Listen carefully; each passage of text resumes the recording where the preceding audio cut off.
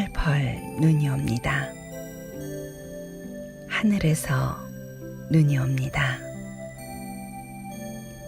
산동네 아이들에게 내리는 새하얀 눈은 한없는 하나님의 축복이다.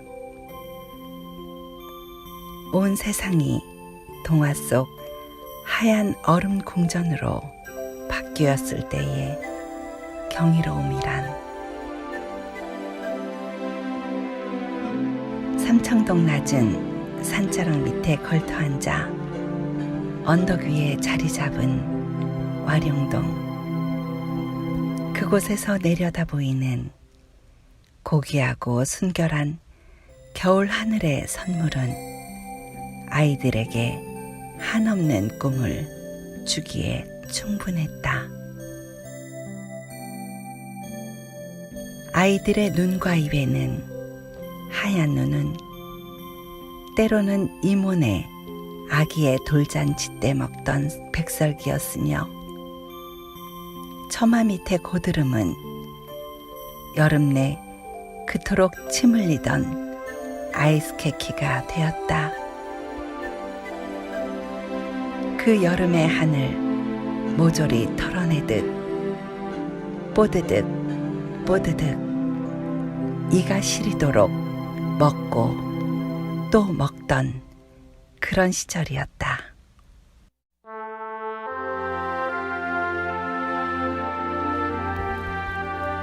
싸박싸박 쌀이 눈이 한 차례 내리더니 다시금 발목까지 차오는 눈밭 위에 첫눈이라고 하기엔 너무도 커다란 한방눈이 쏟아져 내리고 있었다.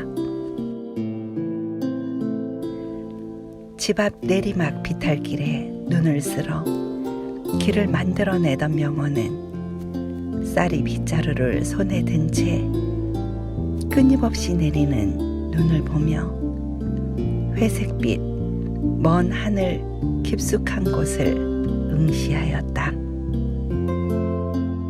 꽃보다도 예쁜 얼굴로 보석처럼 빛나며 나풀거리며 떨어지는 하얀 눈의 결정체,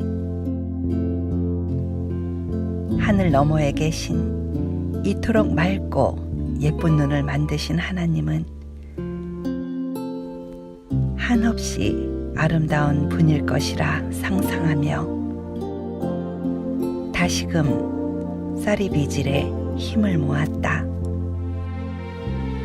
명호는 손등위에 떨어진 동전만한 한박 눈송이를 바라보다 살며시 입김으로 불어보았다.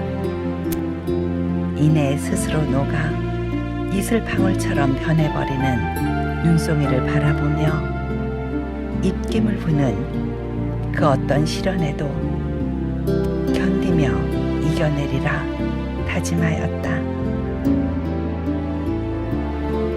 그리고 하얀 눈처럼 욕심 없고 거짓 없는 맑은 세상이기를, 그리고 또 언젠가는 하얀 눈처럼 하얀 쌀밥을 배가 부르도록 먹어볼 그날이 빨리 오기를 기도하고 또 기도하였다.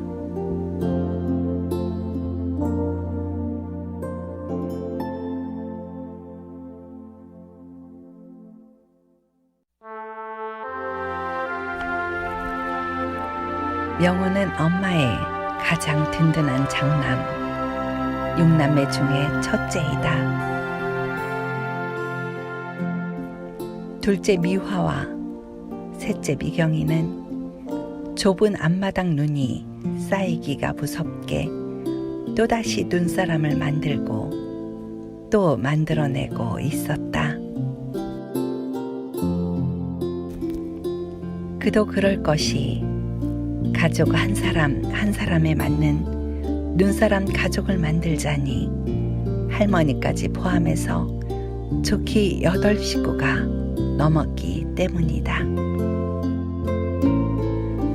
마당 한켠 눈이 탑처럼 쌓인 장독, 항아리 뚜껑 위에는 고만고만한 꼬마 눈사람들이 동짓날 팥죽 속에 들어있는 새알처럼 둥지를 들고 옹기종기 모여 앉아 있었다.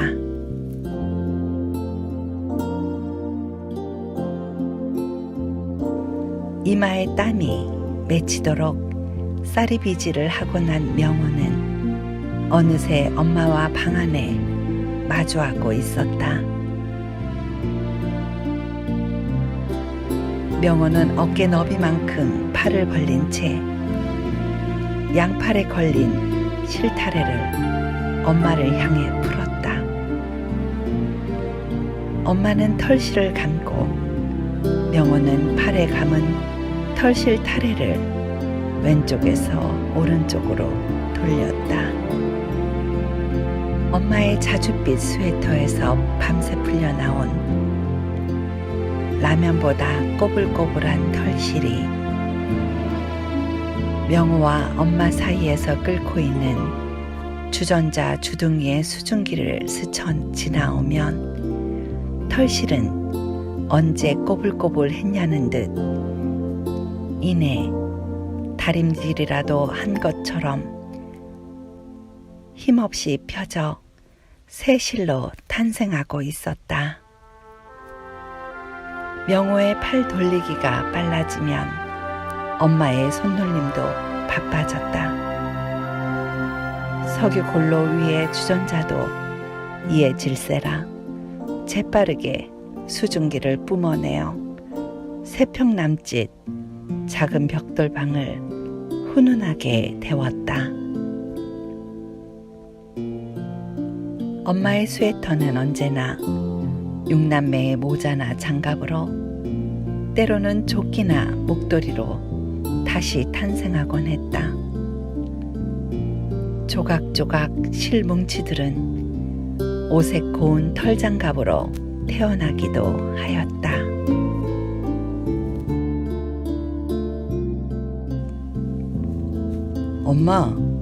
엄마 스웨터를 풀어서 우리 장갑을 다 짜버리면 엄마 스웨터는 없어지잖아요.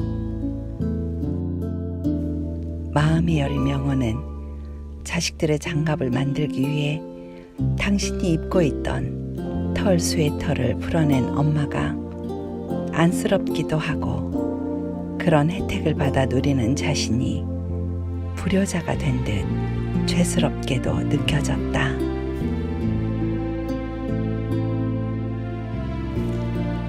없어지기는 엄만 입은 거나 마찬가지란다. 이 스웨터 한 개면 너희 육남매 장갑이 다 나오는데 작년에 끼던 장갑들이 어디서 짝을 잃어버렸는지 한 짝씩 돌아다니는 것도 있고 어서 부지런히 떠야겠구나.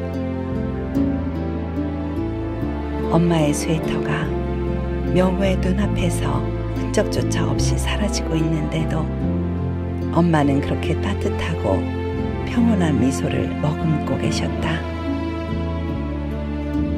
엄마, 제 것은 없어도 돼요. 저는 다 컸잖아요. 그래, 다 컸지 우리 명호. 엄마는 환한 미소를 지었다.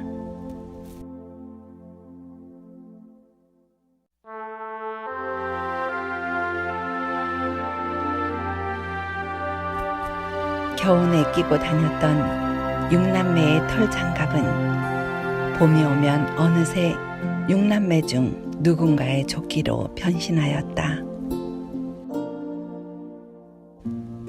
명호는 대바늘을 잡은 엄마의 손가락이 늘 빨갛게 부어 있었기 때문에 더욱 가슴 아팠다. 엄마 손에 길들여져 동글동글해진 대바늘 콧끝만이 언제나 반짝반짝 화려하게 빛나고 있었다. 그러니까 제 것은 만들지 마세요. 명호는 겨울마다 엄마의 스웨터를 빼앗아가는 가난이 원망스러웠다. 실타래를 리듬에 맞추어 풀어내면서도 명호의 얼굴은 자꾸만 방바닥으로 향하였다. 에구, 우리 효자 아들. 엄마는 감던 실뭉치를 내려놓고 명호의 어깨를 툭툭 두드렸다. 어느새 엄마의 눈에도 이슬처럼 작은 물방울이 그렁그렁 고여오고 있었다. 12월의 끝자락에 겨울은 두텁게 내려와 있었다.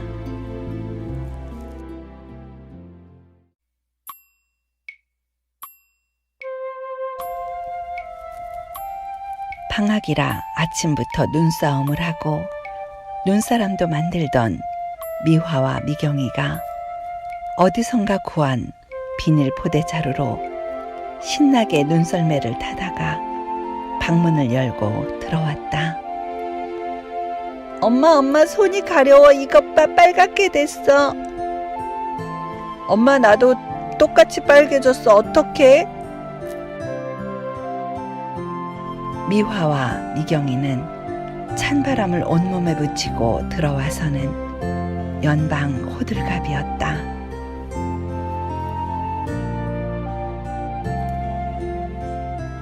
엄마는 미화와 미경이의 녹아가는 손을 아랫목 이불 속에 집어넣어 주었다. 그러고는 대바늘을 잡은 엄마의 손이 또다시 빠르게 움직이기 시작했다. 마당의 눈사람을 처음 만들어보는 미숙이의 손에는 어느새 자줏빛 벙어리 장갑이 1번으로 끼워져 있었다.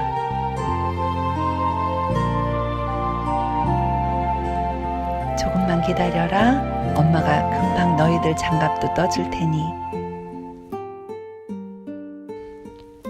가을 혹겹 옷을 여러 벌 껴입은 엄마의 어깨는 더 바빠 보였다.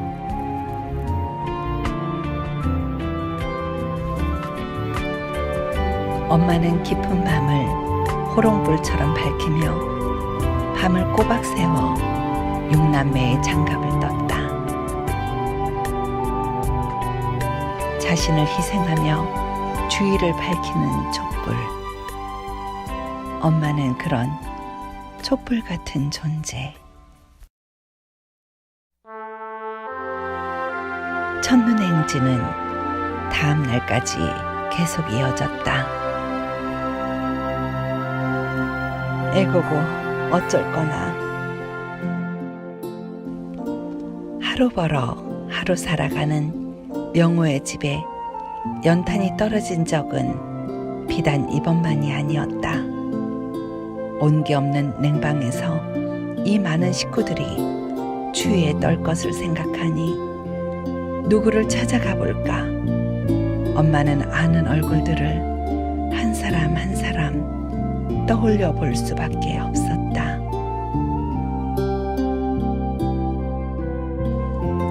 아침 일찍 눈밭을 걸어갈 남편의 발이 시리지 않도록 미리 부뚜막 위에 올려놓은 감색 운동화도 온기를 잃어가고 있었다. 하얗게 타버린 연탄재처럼 엄마의 머리칼도 그렇게 하얗게 물들어 버릴 것만 같았다.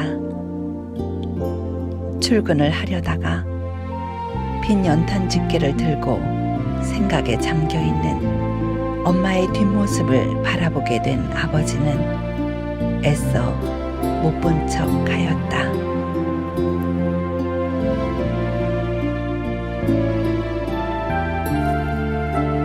대가족의 가장으로서 면목이 없는 아버지의 가슴엔 연탄 구멍보다 더 많은 탄식의 구멍이 생겨나고 있었다.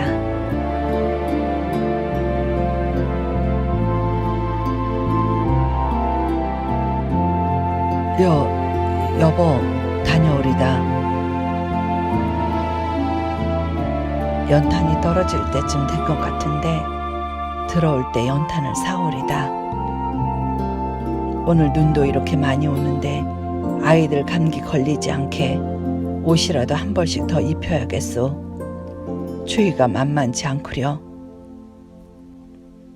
여보, 미안하오. 고생만 시키고.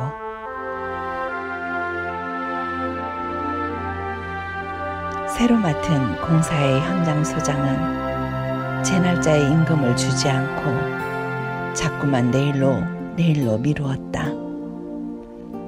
하루하루 빠듯하게 꾸려가는 가게는 대책 없이 흔들렸다. 그나마 목수일도 겨울이면 일감이 떨어지기 일쑤였다.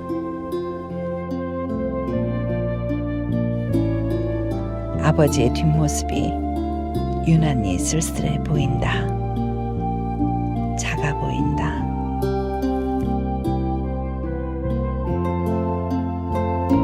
명호는 어쩌면 오늘도 와룡동에서 서대문까지 눈밭길을 헤치며 걸어가실지도 모르는 아버지를 생각하며 매서운 추위 속의 공사장에서 무거운 철 연장을 들고 일을 하실 목수 아버지를 생각하며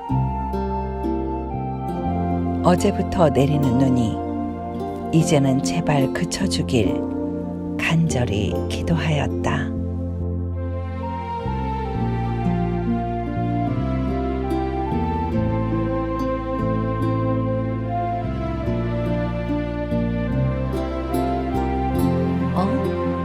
아침부터 밥도 안 먹고 우리 명호가 어딜 갔지?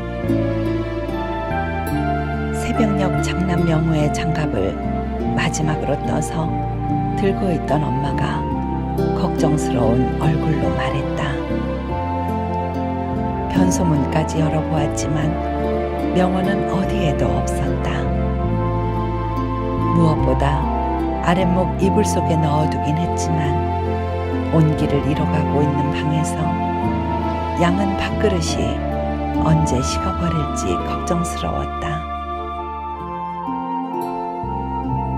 밥이라도 따뜻하게 먹어야 하는데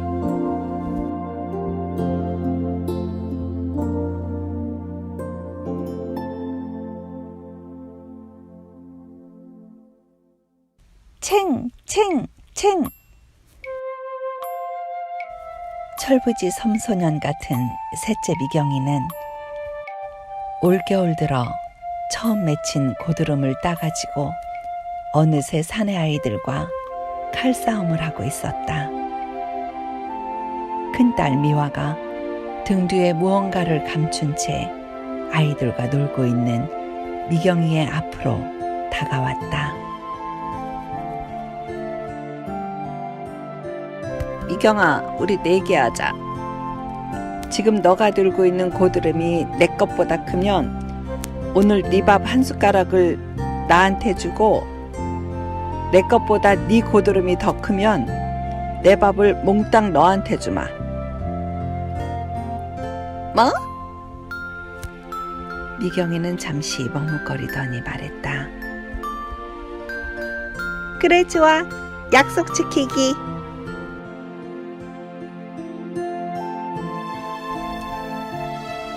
미경이는 가지고 놀던 고드름 작대기를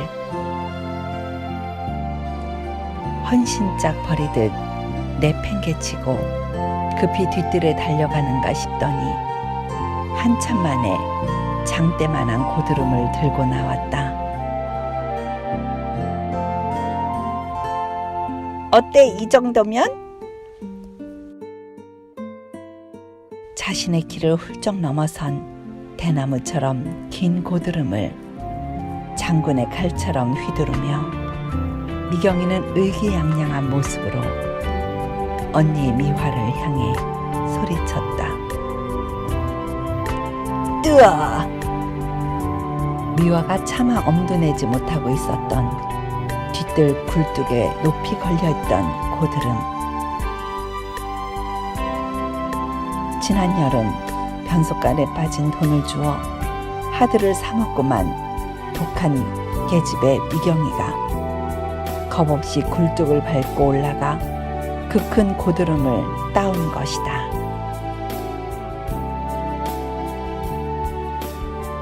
허걱, 어떻게 그걸... 미화의 얼굴은 금세 울그락불그락해졌다. 에이, 우걱! 동생 미경에게 달려온 미화는 미경이가 들고 있던 고드름을 한 입 두 입 크게 베어 물고는 곧 과자처럼 와구와구 씹어먹기 시작했다.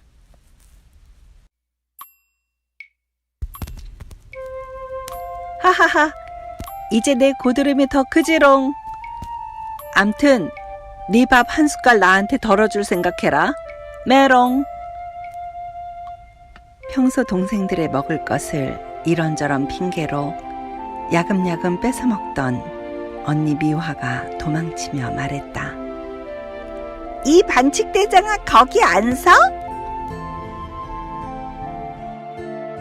끝까지 자기 고드름이 크다고 우길 미화를 미경이는 질세라 뒤쫓기 시작했다.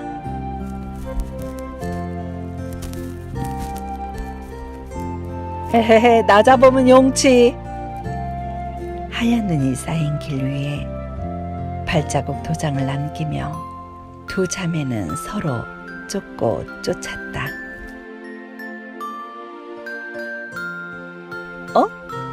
그런데 오빠가 저기서 뭐하지? 언니 미화를 뒤쫓던 미경이는 멀리 친구와 함께 서 있는 오빠 명호를 발견했다. 응? 오빠가 저기서 뭐하는 거야? 아까부터 엄마가 찾아다녔는데?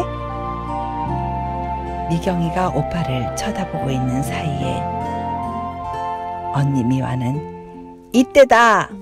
하며 집을 향해 주랭랑을 치고 있었다.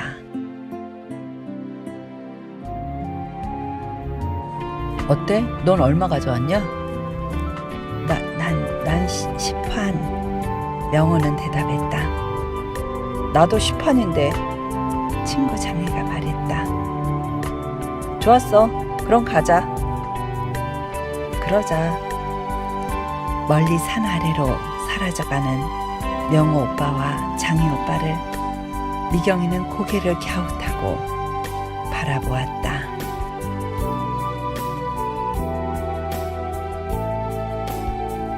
아무리 찾아봐도 없어요. 미화가 엄마에게 불만 있는 목소리로 말을 했다. 이렇게 추운데 아침 점심도 굶고 대체 어딜 간 걸까? 엄마는 이제 식어가는 밥 걱정보다 명호에게 무슨 사고가 난 건 아닌가 하는 걱정이 앞섰다.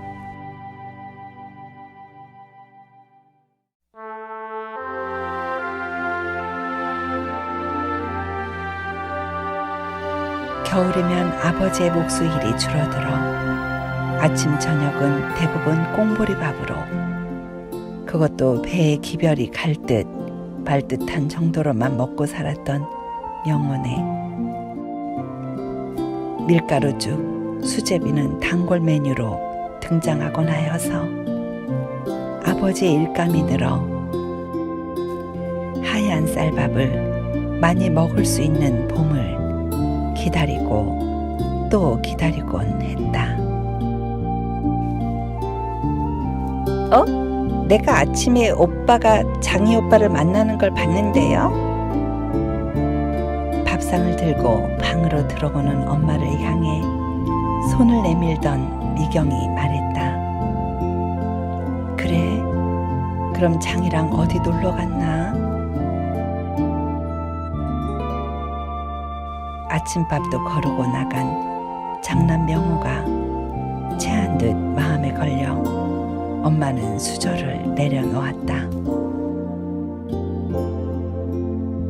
밀가루를 김칫국에 풀어넣은 밀가루죽이 온기 없는 방 안에서 딱풀처럼 굳어가고 있었다.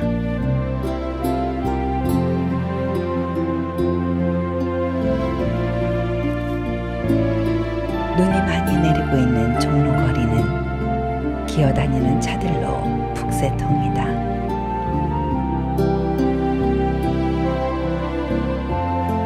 그도 그럴 것이 영하 18도의 추운 날씨에 쌓인 눈은 얼음으로 변했고 곳곳에서 제멋대로 미끄러지는 차들로 거리는 아수라장을 방불케 했기 때문이다.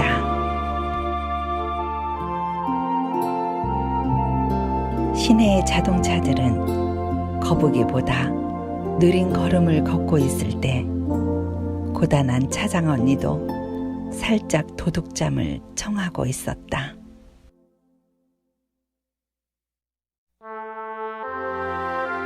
저놈이 누구요? 딸부잣집 장남 명호 같은디? 에이? 내가 잘못 봤는감? 평소에 자주 술을 즐겨 마시던 명호 아빠 친구인 신씨 아저씨. 그 붉은 알코올 기운이 코로 몰린 듯 딸기코라는 별명을 가진 13통 3반에 살고 있던 신씨 아저씨가 버스 창문 안에 가득한 뿌연 성의 이끼를 닦으며 차창 밖을 쳐다보았다. 아닌디? 저런 짓을 할 놈이 아닌디? 신씨는 술에 취한 두 눈을 거친 손으로 비비며 혼잣말을 했다.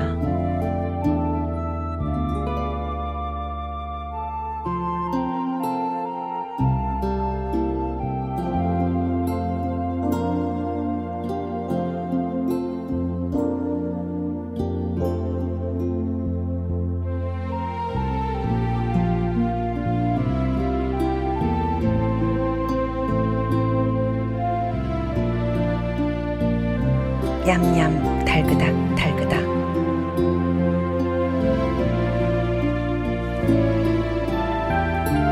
미화는 동생 미경의 밥그릇에 수저를 집어넣어 낮에 있었던 고드름 내기를 거들먹거리며 자기 밥그릇에 미경의 밥을 한껏 옮겨 담고 있었다.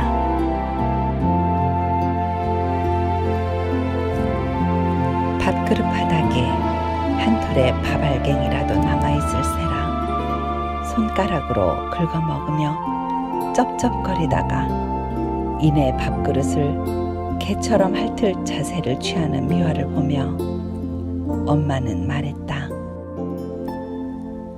내 오빠는 하루 종일 밥을 먹었는지 안 먹었는지 어디서 뭘 하고 있는지 소식이 깜깜한데 넌 오빠 걱정도 안 되니?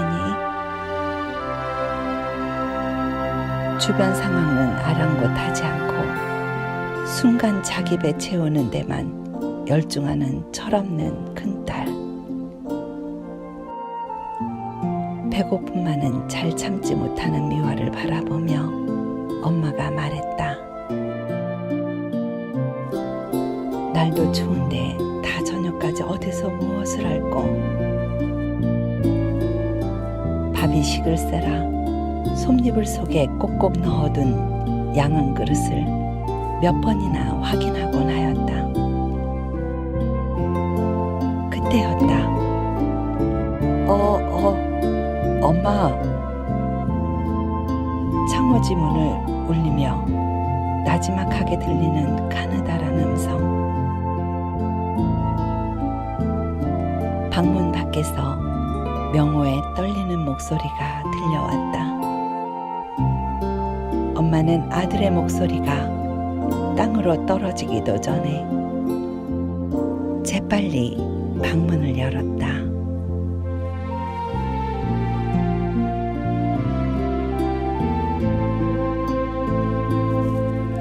벌컹. 순간 엄마는 말을 잃었다. 엄마의 눈 속에도 내리는 눈 속에도 석고처럼 박혀있는 명호.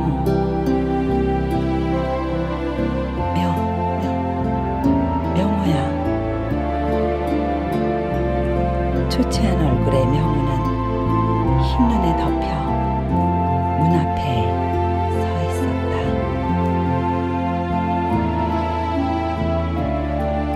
꽁꽁 얼어버린 명호의 조그마한 양손엔 새끼줄에 매달린 두 덩이의 연탄이 들려 있었다.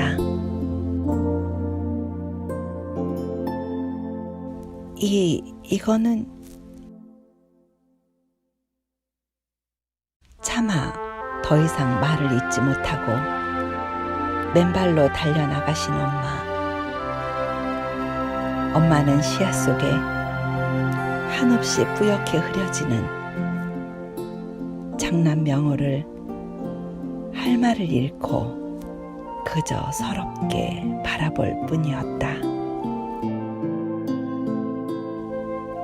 엄마가 옛날에 국화빵 사 먹으라고 그동안 주셨던 돈을 모아 장이와 함께 신문을 팔았어요, 엄마. 엄마, 더 춥기 전에 얼른 이 연탄 떼세요.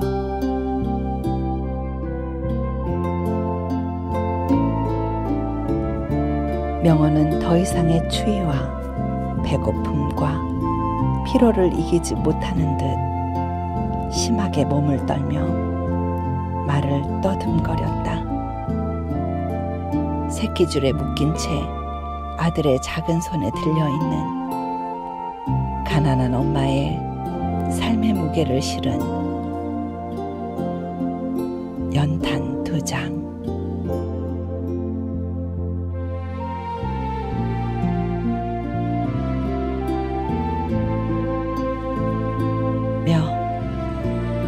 명호야.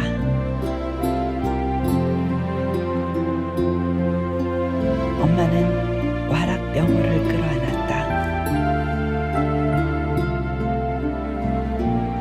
명호는 그제야 손에 감각이 없을 정도로 연탄 새끼줄을 꽉 쥐고 있던 손을 놓고는 낮 동안 너무도 그리웠던 엄마의 따스한 품속에 아기처럼 안겨들었다. 그 순간 명호의 눈에도 엄마의 눈에도 진한 눈물이 뜨겁게 흘러내리고 있었다.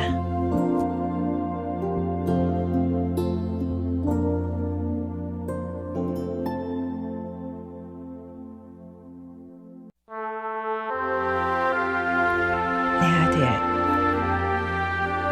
내 사랑 명호야. 얼마나 추웠겠니, 얼마나. 내 아들, 착한 내 아들 명호야. 다시는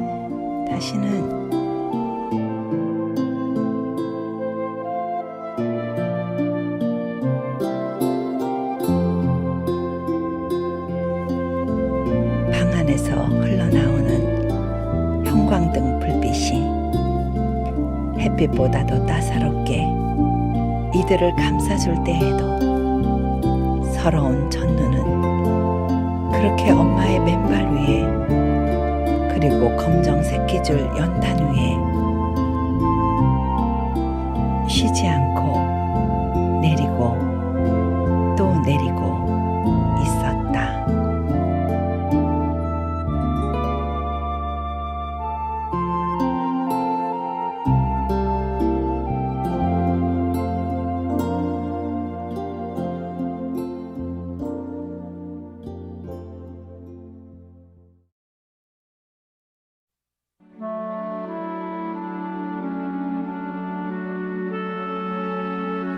오빠 기억나?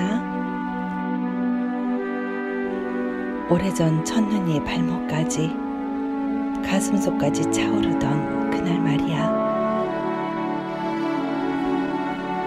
그날 밤 하얀 눈밭 위에서 오빠가 힘겹게 들고 있던 연탄 2장.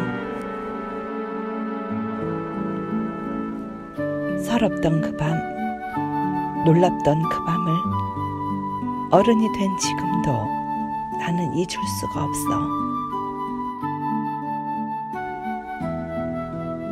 하루 종일 추위에 떨며 수줍은 미소로 신문을 팔았을 오빠. 그날 밤 철없던 우리는 오빠가 들고 온 그 연탄 덕분에 그 어느 때보다도 따뜻한 밤을 보냈어.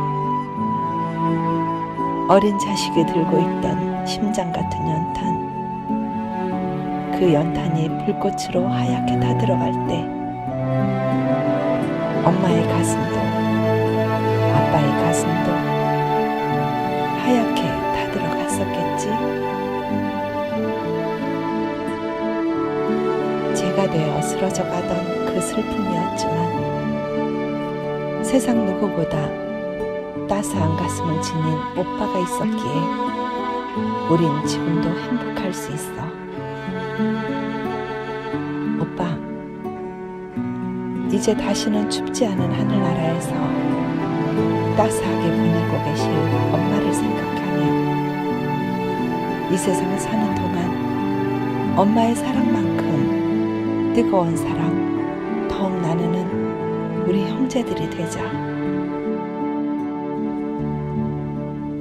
오빠, 그날 그 사랑 정말 고마웠어. 언제까지 오빠의 그 뜨거운 그 마음 잊지 않을게.